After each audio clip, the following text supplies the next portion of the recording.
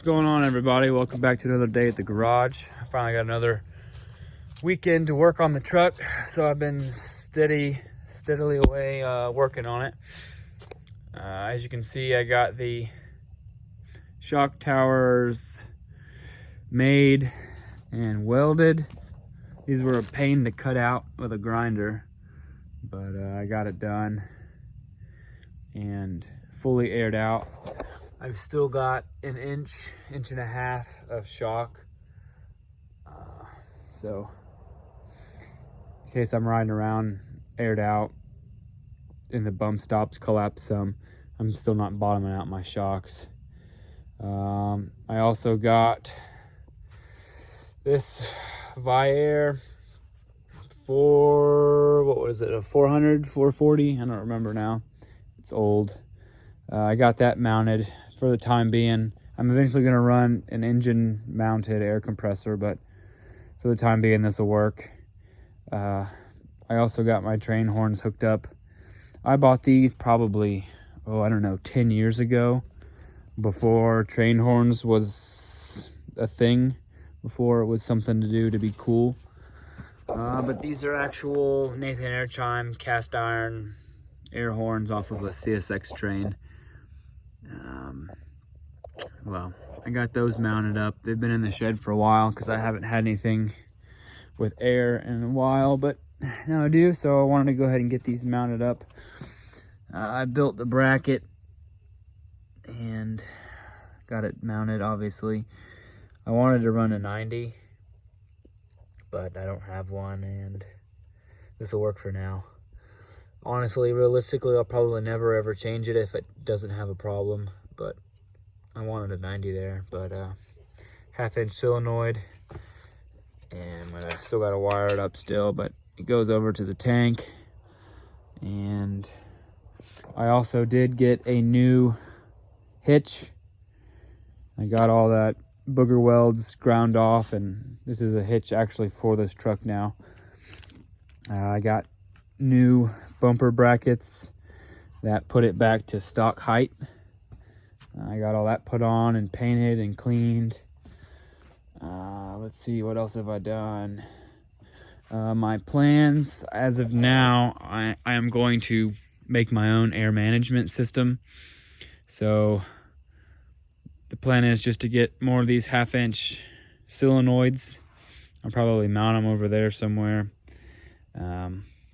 But I've got air coming in to this tank. I don't like this little junction here either, but for the time being it'll work until I get everything finalized. This will all go away, and then I'll just have an engine driven compressor go into that. But anyways, so it comes in this tank, splices over, goes to this tank, and I'm gonna have the exit coming out here just to try and alleviate any moisture that gets in this. I am gonna have some sort of dryer, but as of now I don't, so this is what's gonna happen. I got this one plugged off, and this one here is plugged, but I'm actually gonna pull this plug out. I'm gonna run a T, kind of like I did over there. A T is gonna come out, and on one side I'm gonna have a pressure relief valve at 180 PSI.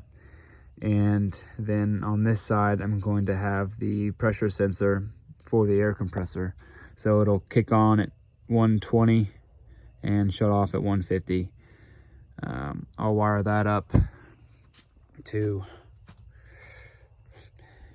just ignition on. So I don't have to worry about wiring in a switch or anything like that, and a relay. Well, I'll have a relay, but won't need a switch. And I'm just going to wire this right up to the existing horn, because let's face it, if you're going to use a horn, you might as well use it. Stupid dogs. Anyways, I'm not finished yet with this mount. I still need to, I'm going to do another one of these like X braces. So I'm going to do it from here to here, and it'll tie in to the frame down here just to kind of strengthen this up as much as possible. Somehow my measurements got off after I cut these. I'm not sure what really happened, but these ended up being like 2 inches taller than they were supposed to be. This was supposed to be flush at the bottom of the frame, and somehow that didn't work. But no worries, it'll work. I guess it's not too bad though, because this is actually 2 inches and the other one's 1.5 inches. So I'm not sure if the axle's up on a hill or who knows. I guess we'll find out. But both the shocks were the same length with the bands on them, so I kept them like that and simply just made all these brackets the same, and so it should work out. I guess we'll find out. But I've gone through the suspension cycles up and down. Everything seems to work fine. At fully extended, this binds a little bit. It kind of cocks sideways and it slightly touches that, but that is, let's see here, that was 37 inches from the ground, from the bottom of the frame. So that would be 11 inches over stock height, and I don't plan on ever going that high. So I also have my limit straps. They came in the mail today. I ordered 24-inch long limit straps, and my plan for this is actually to run one eyelet to this inner bolt of the fifth wheel, or the gooseneck hitch, and it's going to come down and probably get welded somewhere in here. I'll have a tab that come off, so that'll limit the amount of droop that the axle has. So if I was wanting to pick up the truck by the hitch with my crane here, or if I put it on a lift, the whole weight of the axle is not just hanging on the shocks. So you get limit straps for that. So when you lift it up, all the weight of the axle is in these straps, which is shorter than the fully extended length of the shock. So I'm never pulling on the shock, because you'll ruin your shocks like that. So yeah, I gotta get these mounted up tomorrow. And then pretty much the bed can go back on. I've done everything really I need to do under the bed. So once I get those X braces built and welded in, I will get the fifth wheel centered, or the gooseneck centered where I think it'll be. And I already cut the hole in the bed, so whenever I drop the bed back down, wherever that hole is pretty much going to dictate where exactly that's going to go. So I don't want to drill it and mount it and then it be off and then have to mess up the bed even more. So I drilled the hole perfectly center in the bed, 5 inches above center line, which I measured before I took the bed off. And that's what this was, that I took off of the existing truck, which is pretty much where it sits now. 5 inches is above the center line of the axle. So yeah, let me get working on the rest of this stuff and I'll come back when I got something else to show you. All right, so it's the next day and I got everything pretty much squared away. I got the towers painted, got an X brace put in on both sides, and what else did I do? Got the limit straps hooked onto the top. I still got to build a bracket for the bottom. Obviously got the shocks mounted. I still got to tighten them up, but you don't want to tighten any sort of bolts until all the weight of this, all the weight is on the suspension. So all these control arms and track bar and everything is snug but not tight. So whenever I get the bed back on, I'm gonna go through, loosen them all, and then retighten them so that way I don't have any sort of distortion in any of the bushings.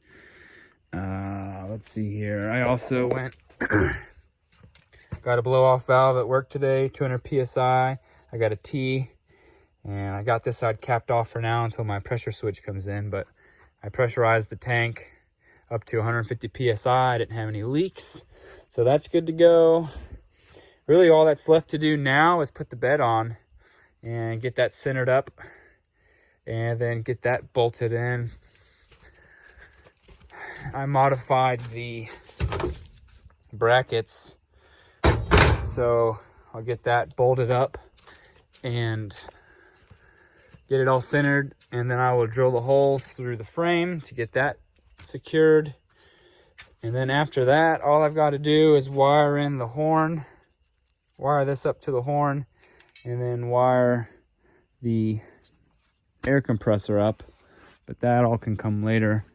Currently right now I'm just using this line into the T for the bag, and I'm just running it back to the ball valve. I'll probably coil it up, zip tie it, and have it sticking down probably right here below the hitch, so that I can air it up at the house.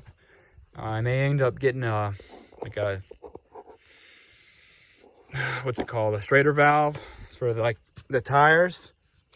I may get one of those. They have quick fittings as well, so in case I leak down and not buy an air compressor, I can always go to like a gas station and use their air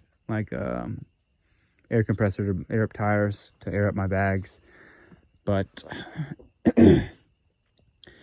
yeah, I'm gonna get the bed on. Probably won't be tonight, probably tomorrow sometime, but I'll be back. All right, so we're back. I got a cold. Life is not good. Oh, as much as this sucks to say and show, I got to redo the shock mounts. I didn't pay attention and I didn't think about it, but the frame is not as wide as the bed. So I can't get the bed in because it hits the shock towers. The bed is 50 inches wide and the frame is like 42. I lied. It's 40 and a half. And from bedside to bedside is 50 inches. So I've got to do some sort of shenanigans here to make this work, or I may have to relocate the shocks because I'm not too sure how this is going to work. If that's 40 inches wide, this is gonna come out like 5 inches and then up. And I just don't know how practical that is. I probably should just cut these off, put the bed on it, and see exactly what it looks like. So that sucks. Anyways, figured I'd give you that quick update to end off this video. I thought it was going to be a good weekend and going to go out, test drive the truck some, but it looks like I'm going to be doing some more welding. So until next time, hope you stick around for the next one. Hopefully I'll fixed it or have an idea at that point. Appreciate you watching.